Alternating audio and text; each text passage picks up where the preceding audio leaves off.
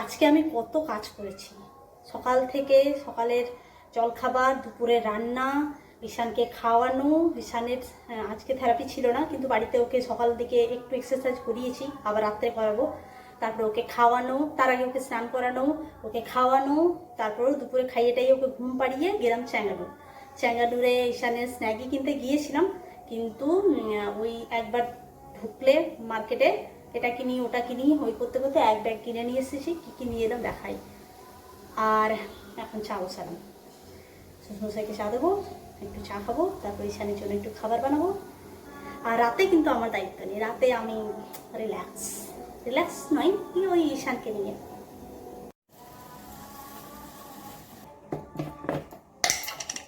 এই রোজ একটু একটু করে সর তুলে রাখা হয়, ঘরের একদম পিওর গাওয়া ঘি। এটা মোটামুটি 7 থেকে 8 দিনে ভরে যাবে। এটা একটা হাসির কথা মনে পড়ে গেল এটা দেখে। অনেকদিন আগে আপনাদের মধ্যে কেউ আমাকে বলেছিলেন, তোমরা মগে করে চা খাও। এটা মগ নয়, এটা কাপ। এখানকার লোক মানে এত চা খেতে ভালোবাসে, আর কম চায়ে হয় না, বড় বড় কাপে করে। এইরকম কাপ। অন্য কাপ আছে, মানে কেউ রিলেটিভ গেস্ট এসে ওইটাতে দেওয়া হয়। মানে আমরা বাঙালিরা যেরকম আর কি নর্মাল কাপ হয় আর কি, সেরামিকের বিভিন্ন রকম মেটেরিয়াল দিয়ে, সেইগুলোতে। আর নিজেরা যখন ঘরে ইউজ করবে তখন এরকম বড় বড়। তারপর আমি চাটা দিয়ে আসি শ্বশুরমশাইকে, তারপর এসে বলছি মজার ঘটনাটা কি ঘটেছিল।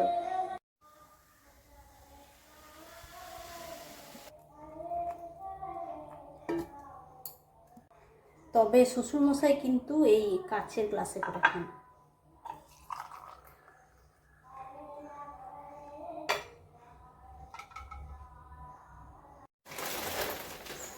কি কি নিয়ে এলাম সেটাও দেখাই, আর ওই মজার গল্পটা বলি।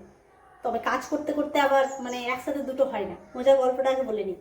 মজার গল্পটা হচ্ছে, আমাদের বিয়ের সময় এখান থেকে মোটামুটি 14-15 জন লোক গিয়েছিলেন। তার মধ্যে পিসি শাশুড়ি, কাকা শ্বশুর, জেঠি শাশুড়ি, আমার শ্বশুরমশাই, শাশুড়ি মা,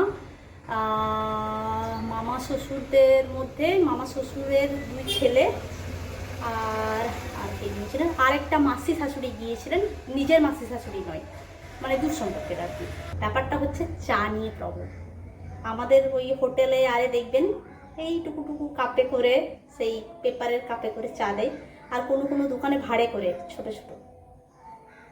এরা তো চা খেতে মানে এক্সপার্ট, এত চা খাই দেখালাম আপনাদেরকে, বড় বড় কাপ। কিছুই পেট ভরছে না, মানে সন্তুষ্টিই আসছে না। বারবার যাচ্ছে আনছে, যাচ্ছে আনছে, হচ্ছে না। নিয়ে কি হয়েছে, আমার শাশুড়ি মায়ের কাছে একটা বড় মানে ফ্লাক্স ছিল জল রাখার।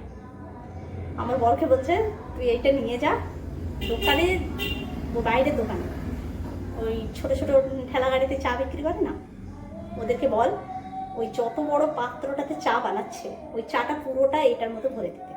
আর ওই ফ্লাক্সটাতে মোটামুটি 24 ঘন্টার বেশি চা মানে গরম থাকবে আর কি। নিয়ে ওই রকম নিয়ে এসেছিল, কি কাণ্ড তার। তো এই হলো মজার ঘটনা। এবার আমি দেখাই কি কি নিয়ে এলাম, মানে কিনতে গিয়েছিলাম কি আর কি কি নিয়ে এলাম। গিয়েছিলাম এটা কিনতে, ঠিক আছে, এটা নিলাম, রেখে আসি। তারপরে এই ভুট্টা, এমনিতে আমি ফলের দোকানে যখন ভুট্টা কিনতে যাই, এক একটা ভুট্টার দাম 50 টাকা করে নেয়, আর ওখানে 18 টাকা 2 পিস নিলাম। এখন যেহেতু আনন্দ নেই, আনন্দ খেতে ভালোবাসে, এখন ঈশান আর আমি, তো ঈশানের জন্য স্যুপ বানিয়ে দেবো একটা, আর আমি একটা ভারী খুব, সেই জন্য নিয়ে এলাম না, অন্য একদিন নিয়ে আসবো, এখন পাওয়া যাচ্ছে। তারপরে ঈশানের জন্য এই যে মুসলি, এটা দরকার ছিল কিন্তু আমি অনলাইনে কিনে নিই, ওখানে পেয়ে গেলাম তো নিয়ে নিলাম, এটা ঠিক আছে। তারপরে এই যে কাপড়, হাওয়াটা একদম পুরো উড়িয়ে দিয়ে চলে যাচ্ছে, এখন বৃষ্টি হচ্ছে, হাওয়াও দিচ্ছে, ব্যালকনিতে মিলছি, পড়ে যাচ্ছে, এটা আছে কিন্তু আরও বেশি চাই বলে আরও এক প্যাকেট নিয়ে নিলাম। তারপরে নিলাম হচ্ছে ডাল, এটা হচ্ছে মুগের ডাল, 500 নিলাম। এখন কিন্তু আছে আমার স্টকে, কিন্তু নিয়ে নিলাম, বারবার যাওয়াটাও তো মুশকিল। নিলাম হচ্ছে মুসুরি 500। তারপর নিলাম এই যে ছোলার ডাল, বড়া ভাজা খেতে, বড়া বিভিন্ন রকমের আইটেম বানাতে আর কি। এগুলো কারোর জন্য নয়, শুধু আমার জন্য আর ঈশানের জন্য। ঈশান বাংলা মানে বাঙালি খাবার খেতে পছন্দ করে, তো আমাদের মা বেটার জন্য। তারপরে নিলাম হচ্ছে পোস্ত। পোস্তটার দাম কত দেখি না, এমনিতে তো আমি এই পোস্তটা 2 প্যাকেট কিনি, 500 টাকা নেই। এখানে কোথায় দামটা লেখা আছে? পোস্ত পপি সিড কোথায় রে, নিল 175 টাকা।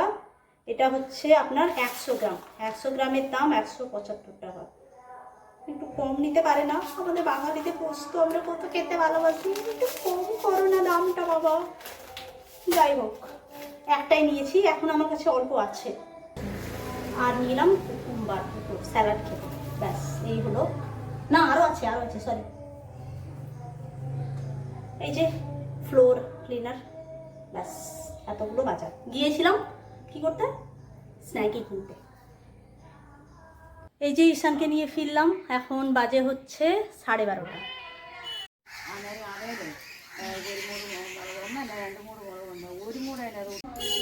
সেন্টার থেকেই মমকে বলে দিয়েছিলাম যে আজকে আমি একটু বড়ার ঝোল বানাবো, মুসুরিটা জলের মধ্যে ভিজিয়ে রেখে দিতে।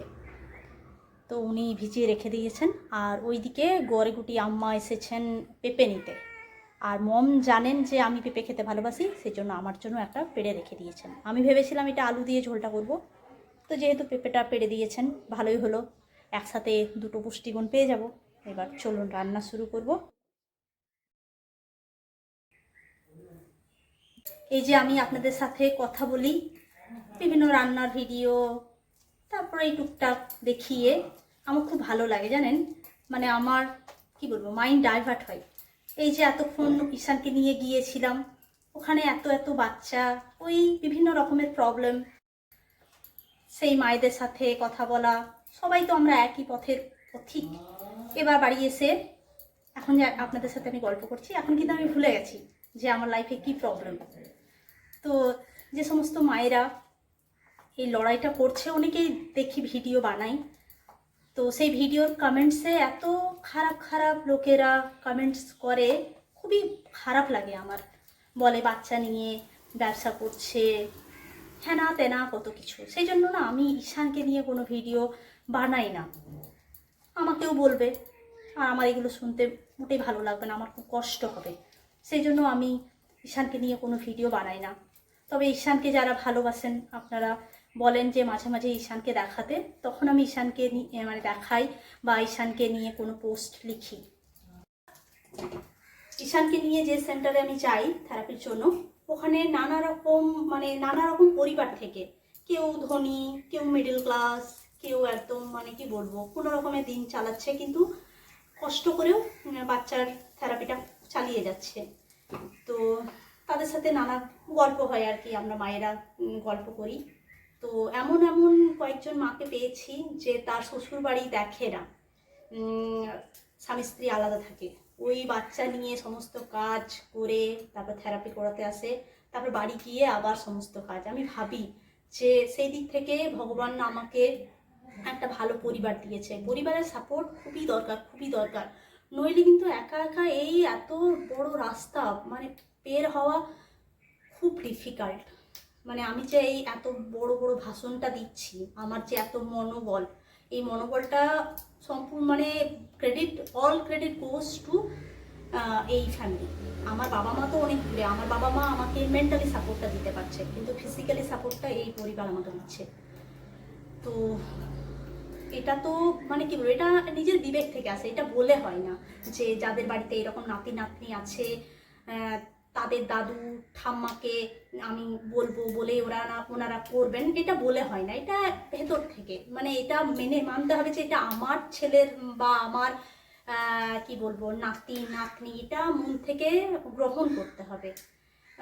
অনেকেই আফসোস করে, আমার এখন নইলে আমার শাশুড়ি মা মানে যাচ্ছেন না, মানে আমি মানা করেছি, কিন্তু যখন উনি আমার সাথে সব জায়গায় যেতেন তখন ডাক্তার কিন্তু ভাবতেন যে আমার মা মানে আমার শাশুড়ি মা নয়, মানে এটা হয়েছে। ইভেন আমার প্রেগনেন্সি চলাকালীনও উনি আমার সাথে ডাক্তার দেখাতে গিয়েছেন, বিভিন্ন জায়গাতে গিয়েছেন। তো ডাক্তাররা ওনাকে আমার মা ভেবেছেন, সেই জন্য ওনাকে যদি কেউ বাজে কথা বলেন বা ওনার নিয়ে কোনো কিছু খারাপ বলেন না, আমার খুব কষ্ট হয়।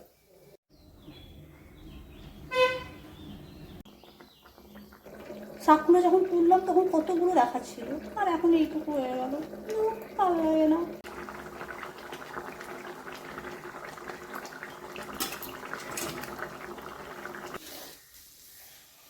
রান্না করতে করতে আপনাদের কমেন্টসগুলো পড়ছিলাম, আজকে যে পোস্টটা দিয়েছি, তো সেই কমেন্টসগুলো পড়তে পড়তে চোখ দিয়ে জল বেরিয়ে যাচ্ছে, চোখের জল ধরে রাখতে পারছি না। এভাবেই আমাদের ভালোবাসা দেবেন, আশীর্বাদ করবেন।